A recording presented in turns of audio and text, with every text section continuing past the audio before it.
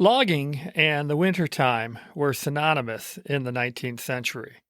Today, you're going to learn a little bit about why that was the case. So settle in and sit back and enjoy another episode of North Country History.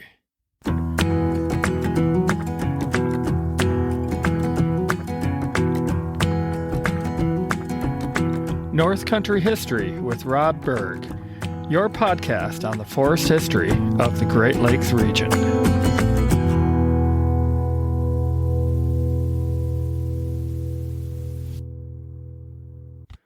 Hello, and welcome to North Country History with Rob Berg. Today's episode is winter logging. Logging in the wintertime is a special topic that I like to share with people who are interested in lumber history. It was the time of year that was the most popular for logging through much of the era of cutting forest here in Michigan, the Great Lakes, and in North America. Because it was during the wintertime that it was the easiest to not only cut trees, but also the best time for moving the logs, the longer distance to the rivers, so they could then be floated down in the springtime to the sawmills. Until mechanized transportation, such as railroads and automobiles, became practical, it was the only time that you really could haul the logs out of the forest easily. So this episode today is going to focus on that. The environmental factors were important. Winter logging would not have been important if we were talking about the southern United States, where they get very little snow and ice. They had to make do with large wagons with heavy wheels and could only pull so many logs at one time. However, here in the northern climates, where we had very hefty snowfall through much of our history, it was very practical for moving the logs in the wintertime. Typically, a logging camp, if it was a new camp, would be established around October. Build the camp, lay out the roads. You've already designated where you're going to be cutting the trees at.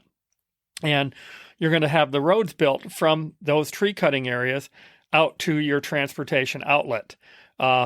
Most likely, it's going to be a river. You're going to be logging about 5 to 6 miles at the most from a river. Sometimes they were a little bit further, and they would aid that transportation in various ways. But most likely, you're going to cut just a few miles from a river. So you're going to be moving your camps whenever necessary, once you've cut all the trees, located within that boundary of easy transportation. And when I'm saying cutting all the trees, at this time period when you're only cutting in the wintertime, you're most likely only cutting the best trees that were going to make the most money. So it was a form of selective logging at that time period. And we're talking about the large old-growth trees, 150 to 200 feet tall, and trunks upwards of 4 to 6 foot diameter, but likely they're cutting trees 2 and 3 foot diameter as well. If you go to Hartwick Pines State Park, a place that I hold very dear to my heart, that's the pines there in the old growth forest most of them are no more than 3 foot diameter there. So you're cutting these large trees close to rivers. And in the wintertime, as I mentioned, you're going to use the weather as the best way to kind of aid in your movement of the lumber. You're going to build that camp, as I mentioned, in October, November, and you'll commence logging once the first snow flies. And they're going to have those logs at first sitting out in the forest waiting to be hauled, because it's not until the first snow that you can really start to work on your roads. The roads that have been laid out, they've been cut out of the forest. You're going to scrape the ground level, remove stumps, roots, anything that would impede the movement of sleds and the horses or oxen pulling those sleds, and to have a nice smooth surface. Once the snow falls, you're going to start packing that snow down. using a piece of equipment called a snow roller, which was basically like the rollers you see on the roads today, but instead of being powered by engines, it was powered by horses or oxen. And you have several teams pulling that roller there, and it's going to keep packing down that snow. And when it's freezing at night, after you've packed down that snow, you're going to bring another piece of equipment called a sprinkler sled, which was a large box, a water tank on skids. And in that box, that water tank, it would be filled right up to the top with water. And on the back of it would be holes that were plugged. And as you get ready to start watering the road there, they pull out the plugs there, usually just big kind of bungs there, pieces of wood that you see them holding in in barrels to keep them from spilling thing out. You would have them as well in the water sleds or the sprinkler sleds. And as you're going forward, the water runs out and will run out onto that road, and it's going to freeze. And you're doing layer and layer upon ice on there, and of the water on the snow, on the water, snow, till you have a very nice thick surface of ice. And that is what's going to make that sled, allow it to be able to move easily over the roads there, and being able to haul large amounts of logs. I have read that when they were hauling those sleds there, they could haul 10 times their own weight, the weight of the horses there. So you're looking at a large team of horses, maybe 1,000 pounds each. So 2,000 pounds, 1 ton there of horses. They could pull 20,000 pounds of logs there. So 10 tons of logs on the road. And we have photographic evidence of them doing that, not only of that weight, but of even more, of ones that were done for what we called show loads or brag loads, loads such as the 1893 World's Fair. And I'm going to have to make a video of this podcast so we can share these photos and put it up on my YouTube channel, because just talking about it doesn't serve justice of how huge these loads were.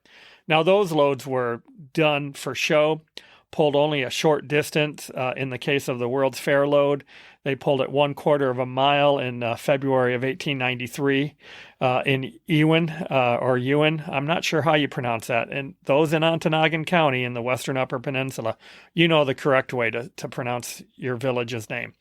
And they did that to show that it could be done, and they loaded up the logs and the sled and took them to the Chicago World's Fair in 1893 and displayed them as part of the Michigan lumber exhibit at that fair.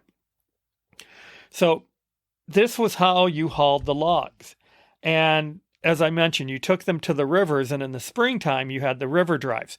Not going to get into the river drives here today, because our next episode will be river drives and river hogs, and it will be about those types of river drives and the men, the lumbermen who worked on those drives, the loggers that were specifically known as river drivers or river hogs or river pigs. So that'll be another episode. But for most of logging, and especially when they first came to Michigan in the 1840s, this was what they experienced, was logging in the wintertime. So we're going to create our own logging camp to kind of go into what it was like working in the woods. And so we've built our logging camp out in the middle of the forest. We're about 4 miles from a adequate sized tributary to one of the larger logging rivers. Because it's the area I know so well, we're going to say it's the AuSable River. And we're on one of the streams that flows into the AuSable River, just a few miles away. We built our camp. Our camp contains 60 men working in the camp. So we've built one large bunkhouse. Along with that bunkhouse, what we call the men's shanty, we're going to build a mess hall that was called the cook camp or the cook shanty. And in there was the kitchen where the cooks worked at. And we have one bull cook, the head cook, and two cookies or the assistant cooks, the helpers, usually younger men, teenagers that are there, and they're going to be doing the washing of the dishes. They're going to be doing the serving of the food, cleaning up, and during lunch, that's going to be out in the forest during the day. That's going to be their job to transport it out there on a small sled or a wagon before the snow falls too heavily, and take out the food out to the men there. We'll get into the food in a little bit.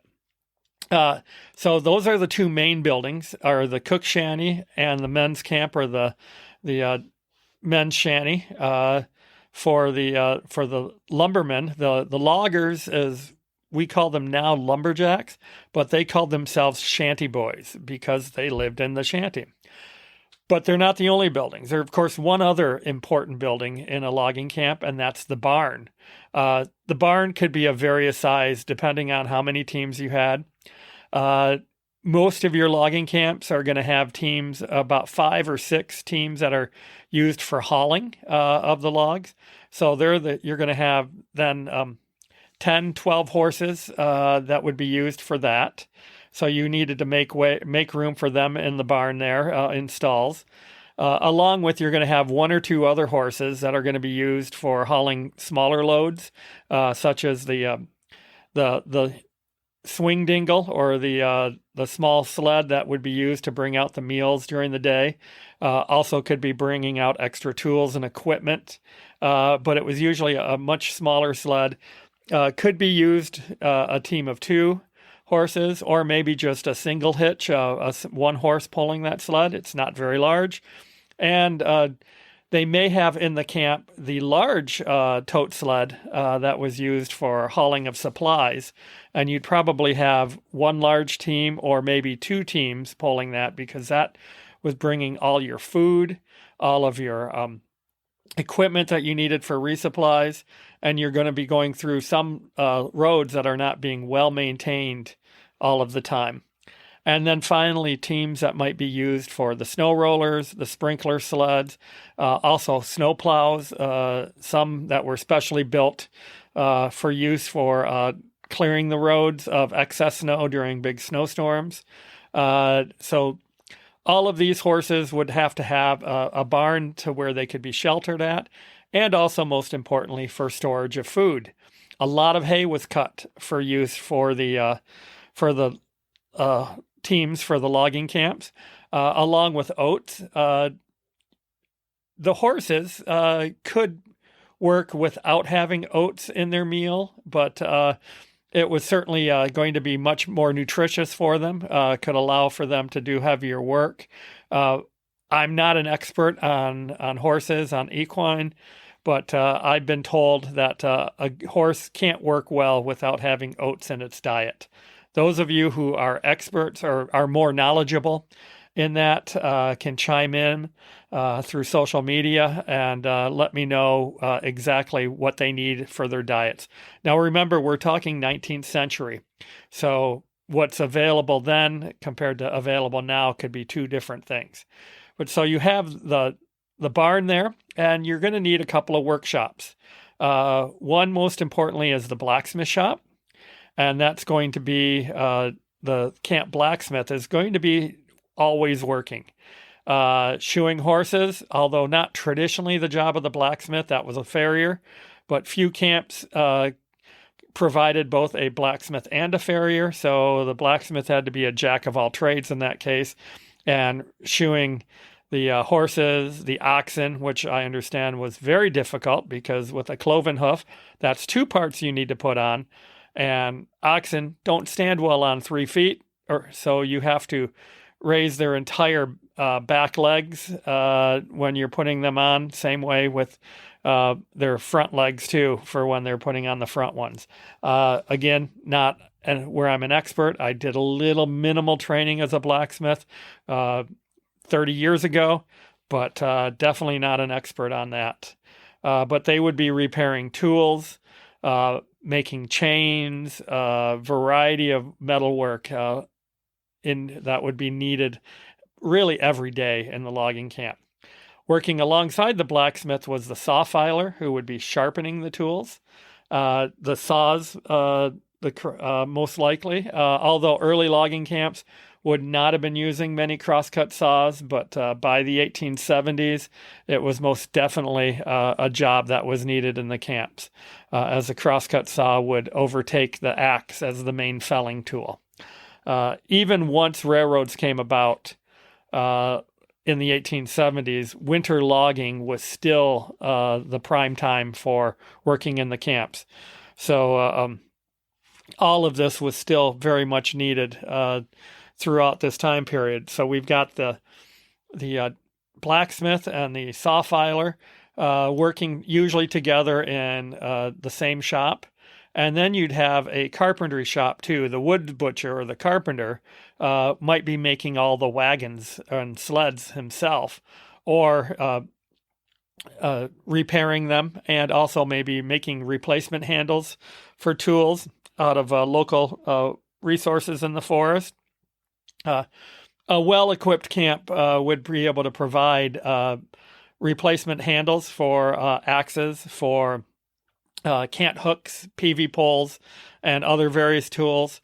But sometimes you're going to have to make them easily, or make them in the camp as best as possible, and that's going to be the carpenter or the wood butcher's job. And finally, last buildings, besides the necessary buildings, which of course would be the privies, is going to be the office and store. The camp foreman, supervisor, the wood boss, various names for them. They would have been having an office to direct all of the operations of the camp, of the cutting, of keeping track of the budget, the pay for the men, and supplies. That would have all been taken care of through there with the camp boss and then his assistant, the camp clerk. And then there's going to be a small store for men to make purchases.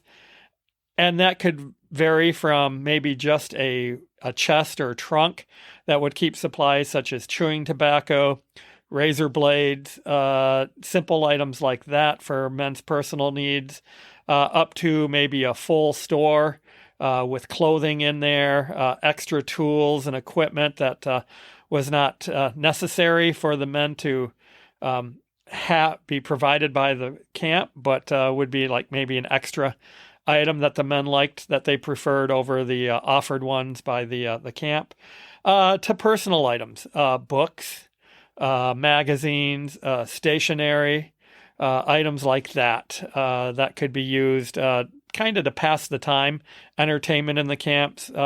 Harmonicas and jaw harps were popular pieces of items that they would want for musical entertainment in the camp. So this would have all been something in that logging camp. So you can see these camps could be fairly decent. So we've constructed our camp. It's mid-November, the snow is coming, and we're starting to get that roads built. And as the snow is coming down, as I mentioned, we're going to be packing it down. It's sticking to the ground now. It's not like these early fall ones where the snow comes down and overnight, and then by mid-morning it's all melted. But this is now, the ground is frozen and it's sticking and staying. So we're packing it down. We get a few inches of snow, we pack it down, we spread some water over it, it ices up. Next night, we get another good, decent snow. We pack it down, we ice it down, and we're now having our road fairly thick of ice that's going to carry the weight of these heavy sleds with the heavier logs. And so it's morning in the camp, and the camp, we wake up at before daylight with the call of daylight in the swamp. I'm not yelling it on the broadcast here, But that would be the wake up call, sometimes with a horn, sometimes with the clanging of metal, something to get the men's attention and wake them up. So the men get up. They're sleeping in bunks in their the men's shanty, two to a bunk, and it's a very luxurious bunk. It is a wooden platform filled with straw with a blanket over it for the men to sleep on. Two men in a bunk to keep the body heat in there to stay warm overnight. And then they're going to have a couple of blankets on top of them to hold that heat in. And so they're awake. Somebody stokes up the wood stove that will heat the building. And if you're sleeping right next to that wood stove, when it's going full blast, you're probably pulling your blankets off, while down at the ends, away from the stove, you're probably huddled really close together next to your partner in that bunk, trying to stay as warm as possible. Central heating was not a thing in these logging camps. So you're awake now. You throw on your clothes. You've been wearing your one-piece woolen union suit as your sleepwear, and put on your wool trousers, your wool shirt, 2 pairs of wool socks, and put on your boots. And you head over to the cook camp, sit down for the meal. And as I mentioned, we talk about the food. Food is going to be a nice, heavy meal. I have read that the typical logging meal or diet for the loggers was 4,000 to 6,000 calories per day. At one time, I remember when they recommended 3,000 calories a day. That was when people were much more active. Now, what is it, 1,200 to 1,500 calories? I'm not an expert again on this, so you can fact check it to see what is correct, but it's going to be a lot less food that we're eating today than what the loggers were eating. Mind you, they're working out in 20 degrees or lower temperatures, many times single digits or below zero. We're only talking Fahrenheit here. So it was cold, and they needed more food, more calories to stay warm. Not to mention, they were doing very exerting work, cutting trees, pushing the logs, hauling them, stacking them on the sleds. All of that was heavy work. Digging out snow, maintaining the roads. It was not the job for somebody who was lazy. And so they needed the food to give them that energy. So you're looking at the typical lumberjack breakfast. Large stacks of pancakes, most likely sourdough, as it was the easiest ones to keep. You kept a sourdough starter and just kept adding flour to that to keep that active, and you made your pancakes and biscuits and everything else with that sourdough starter. So I said pancakes, and you're also going to have biscuits, a lot of salt pork. The easiest way to equate salt pork is bacon that has been not smoked, but just cured in barrels of salt, usually a water and salt brine. And today what you buy as salt pork is very, very salty. And if you do want to eat it, I learned from experience after friends decided not to tell me that you need to soak it in water overnight to make sure it is edible. Otherwise, all you're going to have is just a mouthful of salt, and it's not enjoyable at all. But so you had fried salt pork. It's similar to bacon or ham, but you could salt pork chops. Basically, any cut of pork is what they would make for salt pork. But today you buy it. It's sow belly. It is very similar to bacon. And again, soak it before you eat it. I soak it overnight. Change out the water a couple times. Obviously not if you're overnight when you're sleeping, but say in an 8-hour period, if you're doing it during the day, change out the water a couple times. And that'll help to dilute the salt in it. But so you're having lots of pork there. Baked beans was a staple in every meal. So you had it with breakfast, with lunch, with dinner, that you're going to have a pot of baked beans all the time. I mentioned biscuits you're going to have. You're not going to have gravy on your biscuits. This is not the South, so you're going to have the biscuits are going to be either with a syrup on there, either like a corn syrup or molasses, or if it's in season, maple syrup. Maple syrup was strictly a seasonal item at that time, and if you've got any homesteads, any farmers nearby, you might be able to get maple syrup from them in the springtime if they've been making their own. So it's all large amounts of food. There would be oatmeal. You would have raisins that you could get in there. Sometimes they might have other dried fruit, some dried currants, especially if you have men that were English or French or, of more of a European descent. Currants were quite popular if available. And of course, you're going to have a lot of coffee and tea to wash this down. The one things you're not going to have a whole lot of is eggs.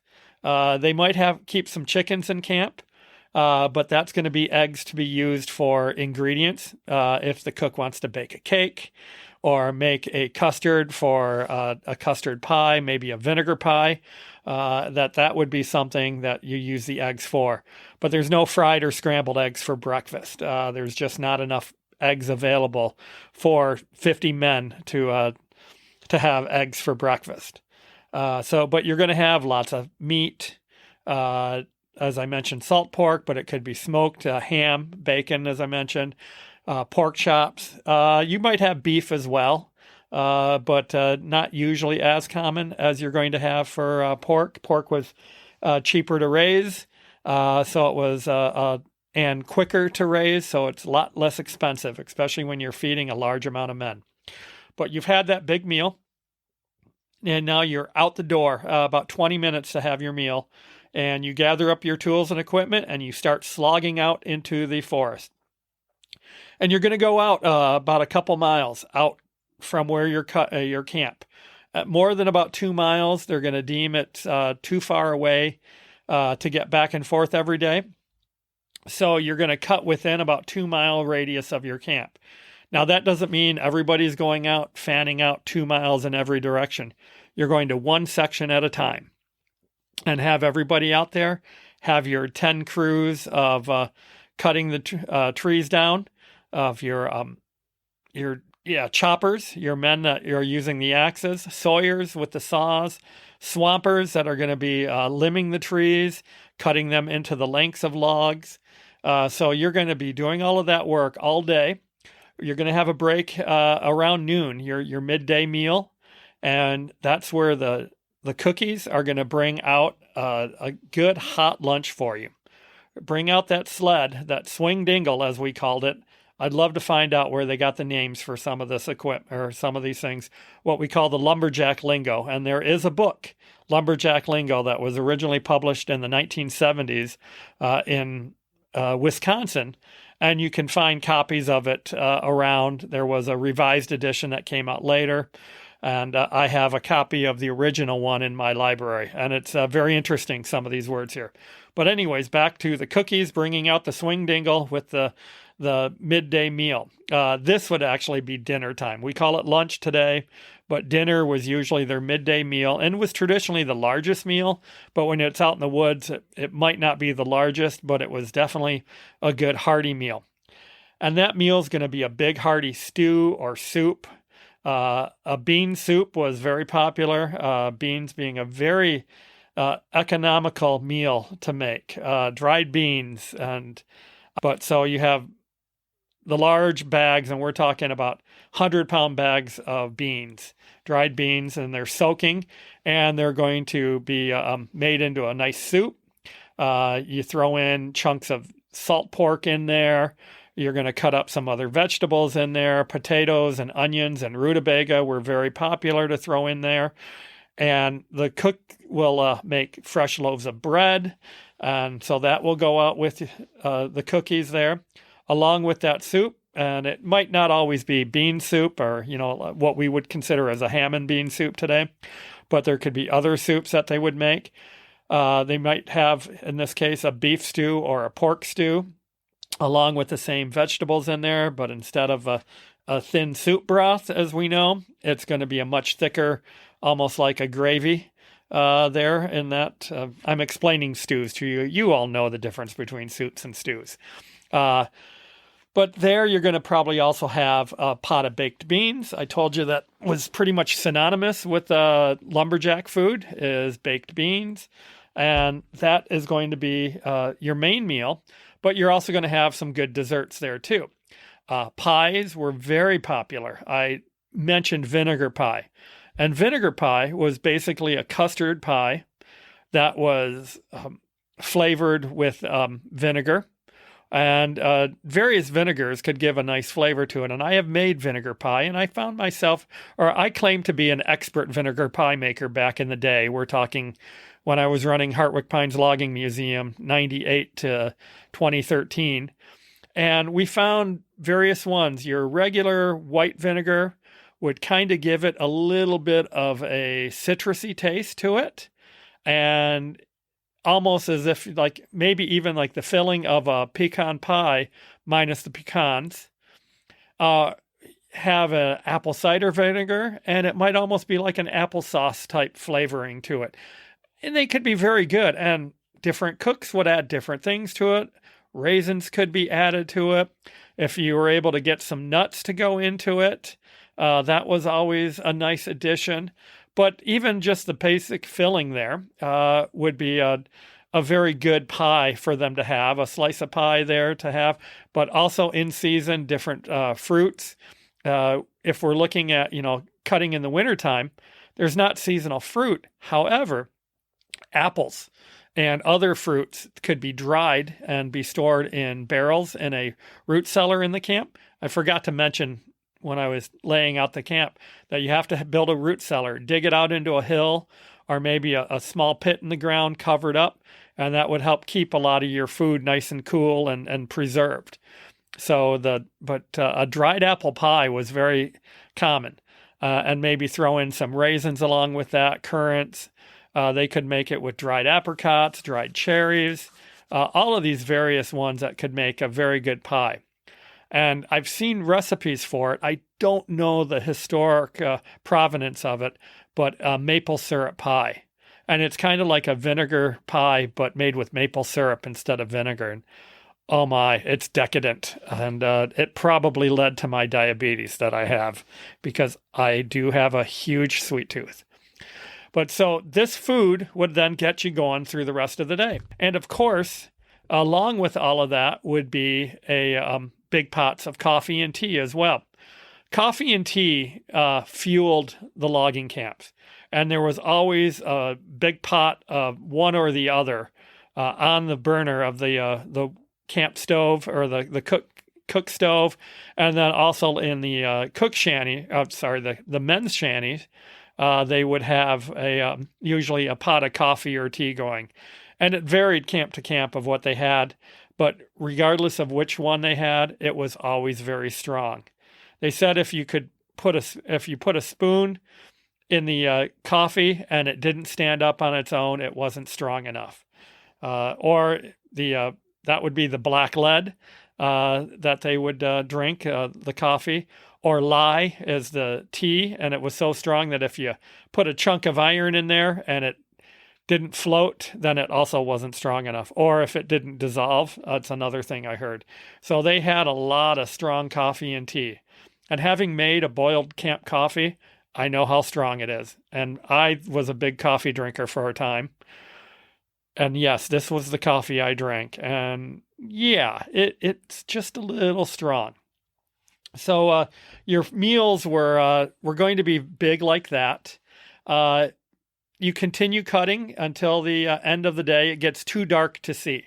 And not necessarily dark in the camp where everything has been cut over already, but out in the forest, in the shade, in the shadows there. When it gets unsafe to be able to be felling trees, then it's time to quit. And they hear the call from the camp, the long horn that was blown. It's called a Gabriel horn. And that sound could carry for quite a ways. and they hear that and they know it's time to head back to camp and to have their supper at the end of the night. And supper was maybe not as fancy. Typically at the time, supper was the end of the day meal, was not the big main meal of the day like it is today. It would be leftovers heated up. Again, always that pot of beans, some meat, anything left over from the lunch, but might be some other things in there. Potatoes, lots of mashed potatoes would be common in the camps, or boiled potatoes, mashed rutabagas, and then they would have pie or cake. I also mentioned, I failed to mention too, is that at lunchtime, another dessert they would bring out would be big cookies. And these were cookies that if you go to a bakery that specializes in cookies and you see those really giant chocolate chip cookies, that's what we're talking about. But maybe not chocolate chip, more likely molasses or any type of sugar cookie, oatmeal cookie, ones like that. I don't know how available chocolate was for them to be making chocolate chip cookies in the logging camp. Sorry if that's your favorite cookie. But molasses cookies, ginger cookies were always very popular, oatmeal, sugar cookies like that. So they ate a lot of food. And they've eaten, it's dark, and they're going to be turned in around 9, 10 o'clock at night, lights out. So if it's not that time yet, you go back to the men's shanty, and this is lit with kerosene lamps. And in there, you're going to be able to do your own personal items or personal things you need to do, mend clothing. You get a little bit of a rip in your shirt from your axe blade, or catch some teeth, or catch some teeth of the saw. And so you're going to mend your clothing there, patch things up, because you're not going to easily get replacement clothing. Although in some of the better outfitted logging camps, they might have extra clothing available in the camp store to buy. Deduct it from your pay, of course. That's how these operated. And so you could do that. But some of the men would be sitting around what they called the deacon seats, which were usually long benches lining up in front of the bunks as they lined the wall facing the camp stoves. And you might have a designated storyteller sitting on the deacon seat and would, tell the story. The tall tales of Paul Bunyan were created in the logging camps. Now, some debate that they were manufactured completely outside of the logging camps, advertising in Minnesota and California. There's claims to that. But but I'm in the camp that believes these stories developed in the logging camps. And in 1906, there was actually a writer in Oscoda, Michigan, who published a story in the local newspaper, and that was the first known Paul Bunyan story to exist, and that predates the advertising claims of Paul Bunyan. But anyways, the Paul Bunyan stories, other tall tales, were very entertaining in the logging camps. Along with songs, music, many men were musically talented. I mentioned harmonicas and jaw harps, but a man might bring a button accordion or a concertina, a fiddle. I've seen evidence of a banjo in one logging camp, but likelihood of anything like extravagant, piano or anything, not going to be in a camp. That would have had to been supplied by the camp, and that's unlikely that they would have done that. But anything that could be carried with the men as they came out to the camp, that's going to be something they could use. A guitar, possibly, but not real popular in this region of the country in the 19th century. So anything small instruments like that, but there was also ones they could make in the camp, or kind of improvise. A washboard, a wash tub, maybe an old one rusted out, and they could create a wash tub base out of that. Because once you make a wash tub base out of that wash tub, it's no longer a wash tub for washing clothes or anything. So they could have their own little camp orchestra there. and they'd sing songs that were popular. They'd make up songs, and they'd also would dance. They would dance, and of course, you're thinking, well, who were their partners? They were all men in the logging camp, which is mostly true. There might be some women working in the cook camp, but that was rare. But in the men's shanty, yes, they were all men, and you would do it various ways of selecting who your, I'm doing air quotes, dance partner would be. And it might be just randomly determining, okay, handing out handkerchiefs or bandanas and tying it on their arm, and those are the dance partners for the other men. It just might be, okay, you are the young guys, you're the brand new, the greenhorns, you're going to be the dance partner now. And it was all in fun. That was nobody really had a problem with that. So they would they would dance, they would sing songs, they would listen to music, they would tell stories, and many of them would get out their paper, their pens, and write a letter home. Many of these men were working long distance from where they were where they were from. Some were farmers. Once the farm shut down for the winter time, they would take their team with them and go work as teamsters out in the forest. Others might be itinerant loggers. They would just move from camp to camp looking for work, and either not have a family or leave their family at home and write back to them, send money to them when they were paid, and come back in the springtime once the logging season was over with and do whatever work they were doing. Again, farming, or they might be working in a factory in town or somewhere like that. So you're writing letters home, you're telling stories, you're singing, dancing, playing music. That was how they passed the time. Mending clothes. Some would be washing clothes and hanging it up to dry along the fire there, the camp, the wood stoves, or just drying your clothes from the day, all the sweaty and soaking wet wool from working out in the snow. Just imagine the odor in there. And of course, with the wood smoke in there and tobacco smoke. I did mention chewing tobacco, but they also had tobacco to smoke. Pipes were very popular.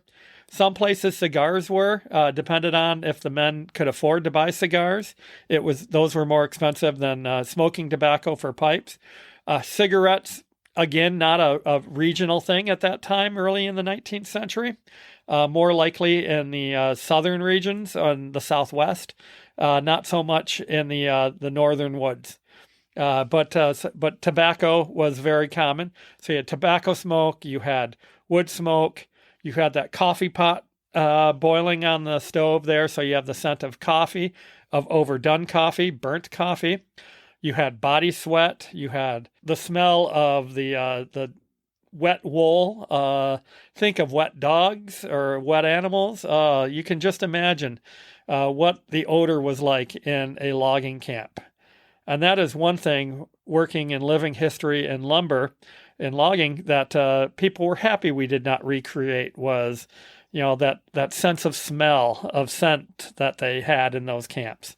So this was what they were at. So you can imagine, after the end of a long day, when it was lights out, men quickly fell asleep. And then you hear a chorus of snores through the night. If you had to get up, walk out to the privy up in the middle of the night, you might have one man who was designated to get up periodically to stoke the fire, to make sure it didn't go out in there, or you're going to be really cold in the middle of the night or early morning.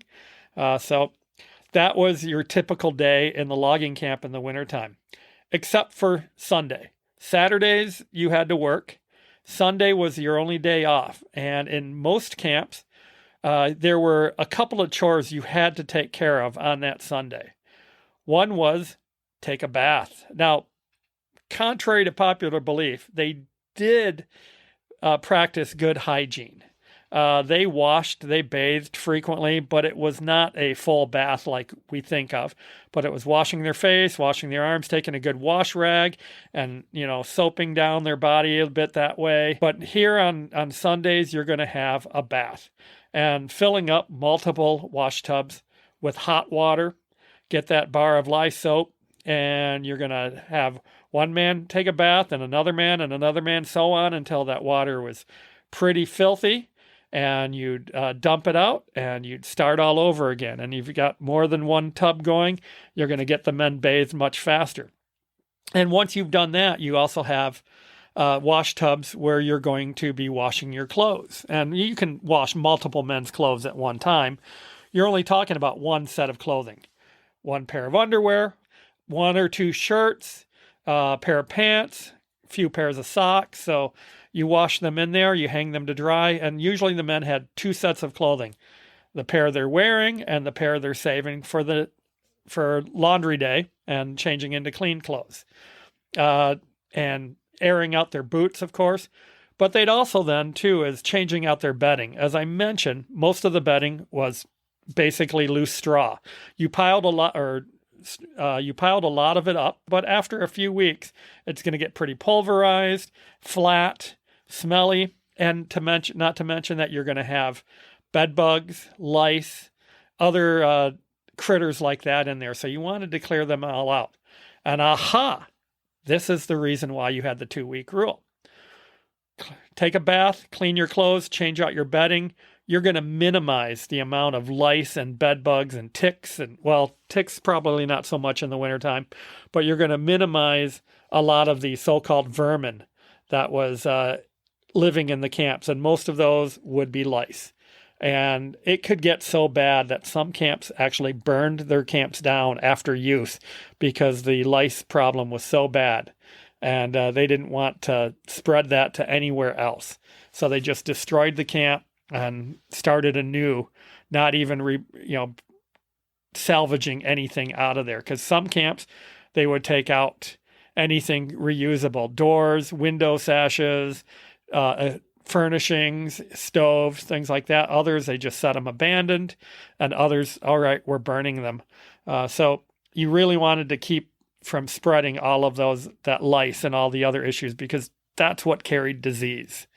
Fleas also, I forgot to mention fleas. That would have been very important as well to kind of prevent. So that's the reason for the 2-week rule. And some camps did not abide by that. The stories were that the men put on a pair of clothes and they didn't take them off until the end of the season. And just gross. I can't even imagine thinking about that. But so if I was a logger, I'd want to live in a camp that had the 2-week rule.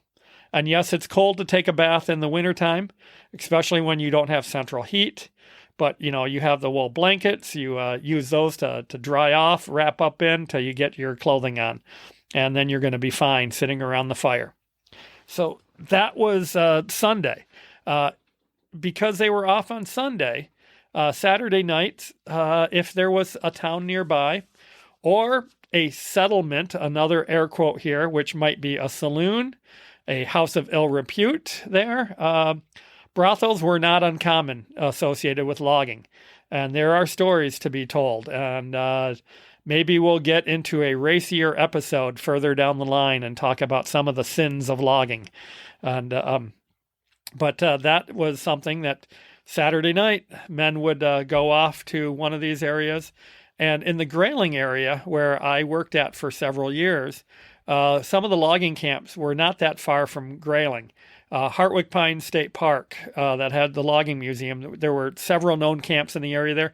They were only about a 6-mile walk, or if you could hitch a ride on the train going back and forth hauling logs to town. And many of the men actually lived in Grayling and would come back into town to see their families on the weekend.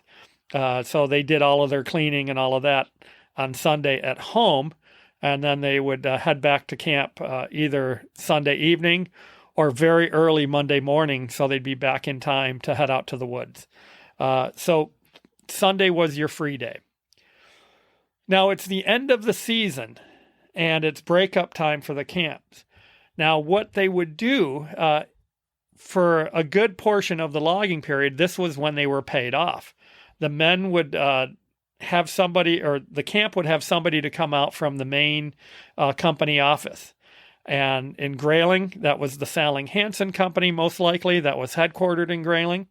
And they would come out with a large chest full of either cash, or they would have basically vouchers that they could then come into town and they could turn that in for money. But they would pay off the men. And most of your labor in the camps were making about $1 a day. Your sawyers, your choppers, men that were loaders that were not high skilled were making approximately $1 a day. Some of them a little bit less. The swampers, who were cutting out the roads and also limbing the trees, that was considered a very unskilled job, a brand new job. So they might be making 50 to 75 cents a day. Cookies, because they were usually boys, were making about 50 cents a day. But more skilled, the blacksmiths, the saw filers, the cooks were making $2 to $3 a day, and teamsters were usually making about $2 a day. But if they brought their own horses, their own team with them, they made a little bit more money because they were expected to care for their own horses then, and so they would pay out of pocket to provide better food for their horses. So these were, they were getting paid off, and so they would end up maybe after a 5-month time period in the logging camps with so you're looking at $30 or so for the month. So you're going to have about $150 in your pocket and going to town. And then that's when those that were better at managing their money would have something, could put towards maybe buying a house, buying farmland, starting their own business, or just better providing for their family, while others hit the first saloon. And pretty soon their money was out and they were looking for another job for the season until logging season happened again in October. So that's pretty much the logging period that we're talking about there, or for winter logging. Oh, one thing that I had not mentioned is in the camps, there's the old stories that they didn't allow thermometers in the logging camp. It was said that when the temperature got down to 20 below zero, the horses were kept inside for the day. The men would cut, but they would leave the logs out there until it was warm enough for the horses to be working to hauling the logs out. When it got to 30 below zero or 35 below zero, depending on the camps, or 40 below zero, I've heard another one, is that then the men would be allowed to stay in. But because there were no thermometers in camp, or the thermometers were quote unquote fixed, that it never got that cold for the men. So that's stories there. But you didn't want the men to be watching thermometers all the time in the wintertime. You had to work. You had to get the job done. You needed productivity. So they went out to work, and they figured, well, the harder you work, the more you work, the warmer you'll stay. So that was the one thing. And then another aspect of winter logging was the timber cruising. Now, timber cruising could take place year-round. And this was the men that went out to look for the trees, look for the areas of forest that they would want to cut at a future time. And so I'm going to read a passage from John Emmett Nelligan, who was a timber cruiser, owned logging camps. He was involved with mining in the Upper Peninsula and in northern Wisconsin. And he wrote a memoir, A White Pine Empire, The Life of a Lumberman. And he talks about timber cruising in the Upper Peninsula in the 1870s. Wintertime is by far the best time of the year to cruise your timber, and it is not so much of a hardship to camp out at that time of year as it seems at first thought. In spite of the fact that the weather is extremely cold, the ground frozen, and the snow 2 or 3 feet deep on the level, we usually camped on high land where it was possible to obtain plenty of hardwood for campfires, maple if possible. After picking a site for our camp, we would make big scoops out of wood, rough snow shovels, and clear the snow off a large space of ground. Then a great log fire would be built on the ground, over which we intended to pitch our tent, and this fire would thaw out, dry, and warm the ground. After clearing away the remains of the fire, we would heap balsam or hemlock boughs on the space and pile them together with the butts on the ground and the tips pointing toward the head of the bed. This made a fine mattress, springy and comfortable, on which to sleep. The next thing to do was to pitch the tent, which was shed style and was placed as near as possible to the fire without burning it.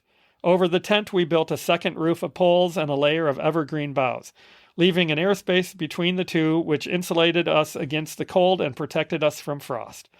The fire was kept going all night and used about 2 cords of wood every 24 hours. As far as the actual moving of equipment was concerned, it was easier to change camp in the winter than in summer. Our camp outfit was packed and placed on a toboggan, and we would tramp a path ahead of it with our snowshoes, a path along which the toboggan slid smoothly and easily. Perhaps the worst feature of timber cruising in winter is the running of the hand compass with one's bare hands. It is work that cannot be done with mittens or gloves on. One of the great advantages of cruising in the winter is that one is able to cross the lakes on the ice and can travel through the woods on snowshoes. But there is greater danger in trusting the ice of lakes, and many a woodsman has paid the supreme price for his carelessness. The getting of water for drinking and cooking while out land looking was no problem in winter, for there was always snow to melt, but it presented real difficulties sometimes in the summer months.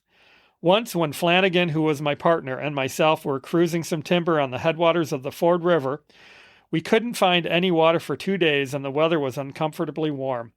Thirst, we found, was very disagreeable, much more so than hunger. On the 3rd day we ran across a mud lake, the water of which we had to boil before using. We learned a bitter lesson, and on our next trip into the woods we carried 2 canteens. So you can see, winter was easier for many of the jobs in logging.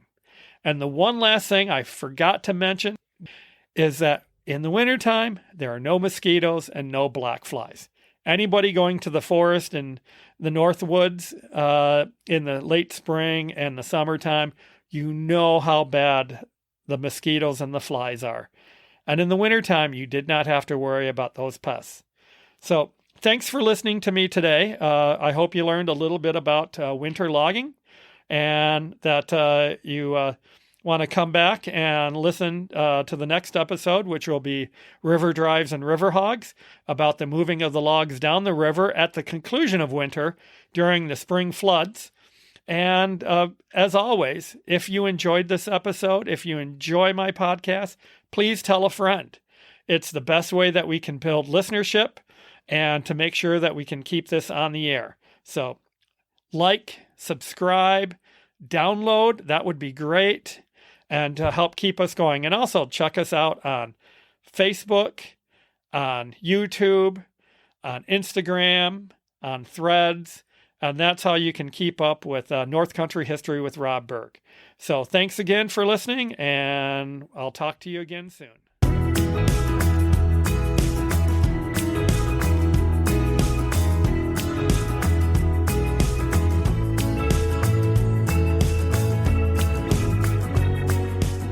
North Country History with Rob Berg is hosted, written, and produced by Rob Berg. Music is Crack o' Dawn, performed by Reveille, licensed through Soundstripe. Follow North Country History with Rob Berg on YouTube and on Facebook at Rob Berg, Environmental Historian.